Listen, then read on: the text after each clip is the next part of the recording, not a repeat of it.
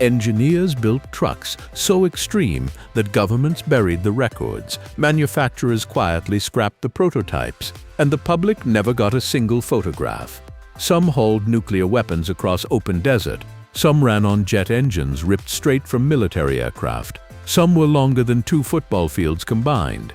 These machines weren't science fiction, they were built, tested and driven, and almost nobody knows they existed. Number 10. The Ford gas turbine truck. Big Red, 1964.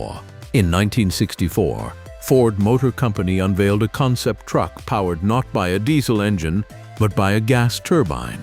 The truck was officially called the Ford Turbine Truck, but the public nicknamed it Big Red because of its massive crimson cab. The facts. Big Red measured 96 feet long when coupled with its trailer, making it one of the largest trucks ever built at that time. The cab itself was a double-deck design. The lower level was the driver's cabin, and the upper level was a lounge with a sofa and television set, intended to show what long-haul truck driver comfort could look like in the future. Under that massive hood sat a Ford 707 gas turbine engine, producing 600 horsepower. Gas turbine engines work on the same principle as jet aircraft engines. They burn fuel to spin turbine blades at high RPM, converting that rotation into driving force. Ford had actually been experimenting with turbine technology in cars as well during this period, including the famous Thunderbird turbine prototype. Why it disappeared. Gas turbine engines burn enormous amounts of fuel at idle, making them wildly inefficient for stop-and-go trucking.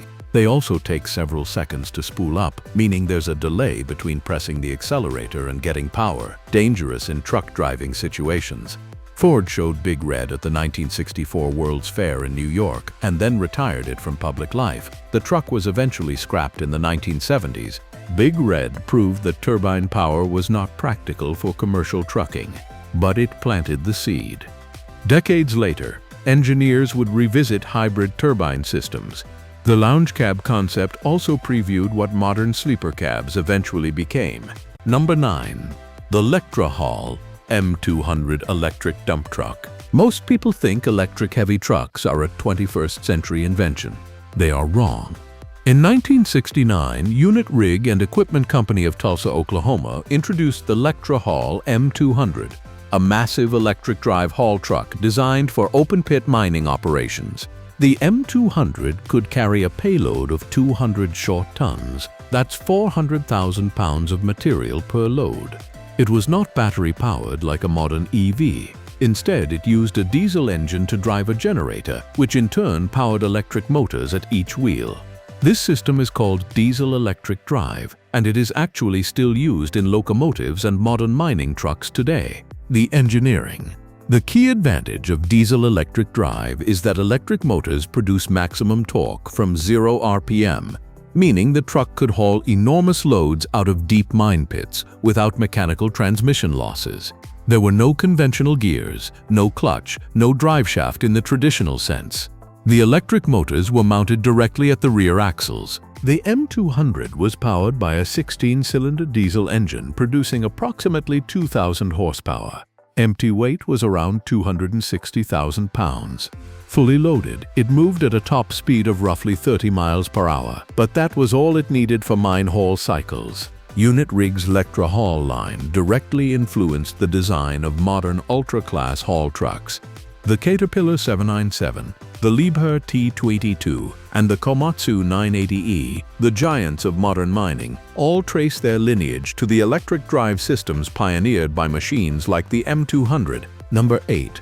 The Pacific Cars and Foundry M25 Dragon Wagon, 1953. After World War II, the U.S. Army needed a way to recover its heaviest tanks from battlefields. A disabled 50-ton tank could not simply be towed. You needed something purpose-built. Pacific Car and Foundry Company of Renton, Washington, answered the call with the M25 tank transporter, nicknamed the Dragon Wagon. The M25 entered service in 1943 and continued in widespread use well into the 1950s. The tractor unit, designated the M26, was powered by a Hall Scott 440 gasoline engine producing 240 horsepower. This drove an electric generator, which powered electric motors at each axle, again using diesel-electric principles, though the M26 used a gasoline prime mover. What made the Dragon Wagon strange was its articulated design. The M26 tractor and the M15 semi-trailer combined to create a total configuration over 60 feet long. The trailer used a lowboy design to keep tanks close to the ground for stability. All 8 rear wheels on the trailer were steerable, an engineering achievement for the early 1950s. Dragon wagons saw extensive service in the Korean War, 1950 Sioux, hauling M4 Sherman and M46 Patton tanks. Crews reported that the combination was difficult to maneuver in tight Korean mountain roads, but it was the only vehicle that could reliably recover a disabled heavy tank under combat conditions. The M25 established the heavy equipment transporter as a distinct military vehicle category. Every modern military HET heavy equipment transporter, from the British Challenger transporter to the US Army's M1070, can trace its conceptual lineage to the Dragon Wagon. Number 7. The Kenworth C500 ballast tractor. In the oil fields of Texas, Louisiana, and later the Middle East, standard trucks simply could not do the job. The loads being moved, drilling rig components, massive refinery sections, transformer housings, weighed hundreds of tons. Kenworth Motor Truck Company responded with a series of specialized ballast tractors, the most notable being the C500 configuration. The C500 was not a single truck but a family of configurations. What made them strange was their use of extreme multi-axle layouts. Some C500 configurations used tandem front axles, 2 front steering axles combined with multiple rear drive axles, creating trucks with as many as 6 or 8 axles. The ballast box mounted behind the cab could be filled with steel weights to increase traction. These trucks were used in combination with multi-axle hydraulic trailers to move so-called abnormal loads. A single move might take days, require police escorts across multiple states, and involve advanced teams removing traffic lights and trimming trees along the route. Kenworth C500 ballast tractors were exported heavily to the Middle East during the oil boom of the 1960s and 1970s. They became a common sight in Saudi Arabia and Kuwait, moving drilling equipment across desert terrain where road conditions were virtually non-existent. Number 6. The Oshkosh M911 Heavy Equipment Transporter, 1976. Oshkosh Corporation, based in Oshkosh, Wisconsin, has built military trucks since 1917. But in 1976, they introduced one of their strangest and most capable ever, the M911, a heavy equipment transporter designed to haul the U.S. Army's M60 and eventually M1 Abrams tanks. The M911 used a Detroit diesel 8V92 TA engine, producing 445 horsepower. But the unusual feature was its all-wheel drive system combined with a walking beam rear suspension, a suspension design that allowed pairs of wheels to articulate independently, keeping all 8 rear tires in contact with uneven ground simultaneously. The M911 featured a rear steer system on its rearmost axle, making the truck capable of crab steering, where the rear of the truck moves laterally while the front moves in the opposite direction. This allowed the massive vehicle to navigate tight corners that would otherwise be completely impossible. Watching an M911 crab steer around a 90-degree corner is one of the most bizarre things you can see a large truck do. The M911 served with the U.S. Army from the late 1970s through the 1990s and saw combat logistics service during Operation Desert Storm in 1991, moving Abrams tanks across Saudi Arabian desert terrain prior to the ground offensive. Number 5. The Faun SLT-50 Elephant, 1976. West Germany faced a different problem from the Americans. Their Leopard 1 and eventually Leopard 2 tanks were heavy, and the Bundeswehr needed a transporter that could operate across European terrain, including narrow roads and soft ground. Faun Fahrzeugwerke of Nuremberg developed the SLT-50 Elephant. The Elephant, German for elephant, entered service with the Bundeswehr in 1976. It was powered by a Daimler-Benz OM434 V12 diesel engine producing 520 horsepower, driving through an Allison automatic transmission. The combination of tractor and low-loader trailer gave a combined vehicle length of approximately 28 meters. The Elephant used a hydraulically operated loading ramp that could be lowered and adjusted to allow tanks to drive directly onto the trailer without requiring external ramps. The trailer suspension could be hydraulically raised and lowered to adjust loading height. For the 1970s, this level of hydraulic integration in a military tactical vehicle was genuinely unusual. The Elephant was exported to several NATO nations and remained in Bundeswehr service through the 1990s and beyond, seeing service during German deployments in the Balkans, peacekeeping operations of the late 1990s. Number 4. The General Motors Bison Concept Truck, 1964.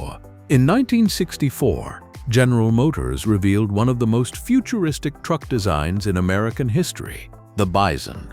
Like Ford's Big Red, the Bison was a concept vehicle designed to show where commercial trucking might go. But the Bison took the concept even further. The Bison was a cab-over design, meaning the cab sat directly over the engine, giving maximum trailer length within legal overall limits. But GM took the cab-over concept to an extreme. The Bison's cab was made largely of fiberglass and featured a wraparound windshield that gave the driver nearly 180-degree visibility. Entry was via a large door with built-in steps that folded down automatically. Inside, the Bison concept cab featured air conditioning, a sleeper berth, a small kitchen area, and instrument panels that resembled aircraft cockpits rather than truck dashboards. GM specifically designed it as a demonstration of what driver comfort and ergonomics could become. Like Ford's Big Red, the Bison was designed around a gas turbine engine. GM's turbine research was led by their Detroit diesel division, which had been developing turbine technology throughout the early 1990s. The Bison used a turbine that produced approximately 280. The Bison directly influenced the aerodynamic cab-over designs that American truck manufacturers began producing in the 1970s. The aerodynamic fairings, the curved windshield, and the driver comfort focus all eventually migrated into production trucks. Number 3. The Kenworth W900 Aerodyne, 1974. By the early 1970s, diesel fuel costs were rising sharply, accelerated by the 1973 OPEC oil embargo. Kenworth's engineers began studying aerodynamics, specifically how much fuel was wasted pushing a brick-shaped cab through the air at highway speeds. The result was the W900 Aerodyne, one of the first American production trucks specifically designed with aerodynamics as a primary goal. The Aerodyne was introduced in 1974 as an option on the standard W900 platform. The key feature was a tall, sleek sleeper cab with a dramatically curved roofline and a large integrated roof fairing that smoothly channeled air over the top of the trailer behind it. This was not a common feature on American trucks at the time. Most long-nose conventionals had flat front-end aerodynamics that were essentially dictated by engine size rather than airflow. Kenworth's internal testing showed that the aerodynamic improvements of the Aerodyne reduced fuel consumption by approximately 10 to 15% compared to a standard W900 at highway speeds. At a time when fuel costs were the trucking industry's biggest variable expense, that was a significant number. Why it was strange? To the trucking culture of the 1970s, the Aerodyne looked bizarre. American truckers at the time heavily favored the traditional long-nose conventional look. The longer the hood, the better. A truck with a swooping aerodynamic roofline and carefully integrated fairings looked like something from a European manufacturer. The market response was initially cool. The Aerodyne eventually changed minds. By the 1980s, aerodynamic add-ons and then aerodynamic designs became standard practice. Today, federal regulations in the United States actually mandate certain aerodynamic standards for new heavy trucks, a direct legacy of the fuel-saving research that the Aerodyne pioneered. Number 2. The Peterbilt 352 Pacemaker Cab-Over. In 1956, the United States passed the Federal Aid Highway Act, which funded the construction of the interstate highway system, 46,000 miles of new high-speed roads. It also established federal size and weight limits that would apply to trucks using those roads. The maximum overall length was set, which meant that to haul maximum cargo, trucking companies needed to maximize trailer length within a fixed total vehicle length. The cab-over solution. The answer was the cab-over engine design, where the driver sits above and in front of the engine rather than behind a long hood. This eliminated up to 6 feet of hood length, giving that footage back to the trailer.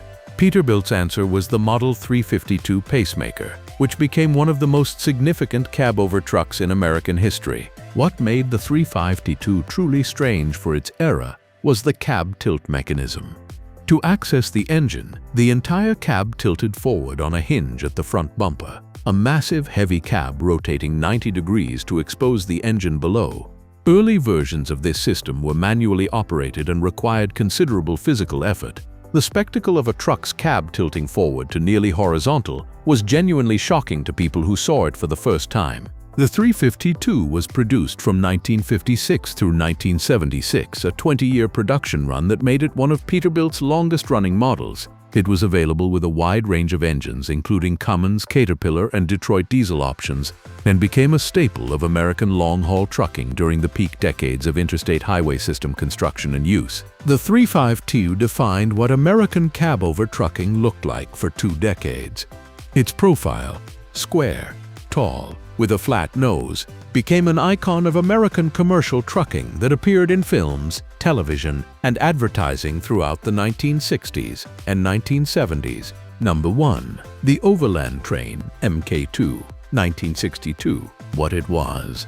This is not a truck. This is something else entirely. The Letourneau TC497 Overland Train was the largest land vehicle ever built by the United States military, and by some measures, one of the largest land vehicles ever built by anyone.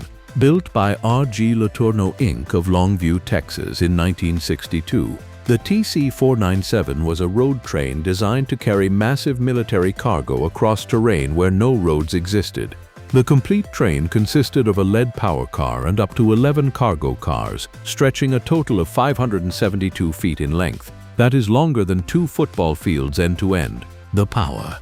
The TC497 had 4 power cars, each containing a Solar Saturn gas turbine engine producing 1,170 horsepower. The combined output of all 4 turbines was 4,680 horsepower. This power was used to drive electric motors mounted at each of the 54 individual wheels.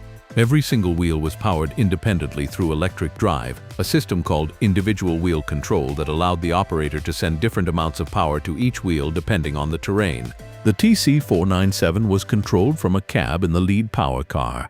The operator used a system of controls to steer all sections of the train, with electronic linkages coordinating the steering angles of every car. The rear cars followed a programmed path based on the lead car's steering inputs, a primitive form of autonomous path following that was extraordinary for 1962 technology. The TC497 was tested extensively at the Yuma Proving Ground in Arizona between 1962 and 19. It demonstrated the ability to cross loose sand, steep grades, and rough terrain that would have stopped conventional vehicles. Top speed was approximately 20 miles per hour. Why it was cancelled. The TC497 project was cancelled in 1965 due to cost and the development of military airlift capability. The U.S. Air Force's C-141 Starlifter, which first flew in 1963, could move large amounts of military cargo anywhere in the world far faster than any ground vehicle. The case for a massive overland train became very difficult to make when an aircraft could cover the same ground in hours versus weeks. Portions of the TC497 still exist. The lead power car is preserved at the Yuma Proving Ground Heritage Center in Yuma, Arizona, where it remains on static display. It is one of the rarest and most extraordinary pieces of 20th century engineering still in existence. These 10 trucks answered that question in ways most people have completely forgotten. Now you know they existed. If you want more deep dives into forgotten engineering history, subscribe and hit the bell. There is a lot more where this came from.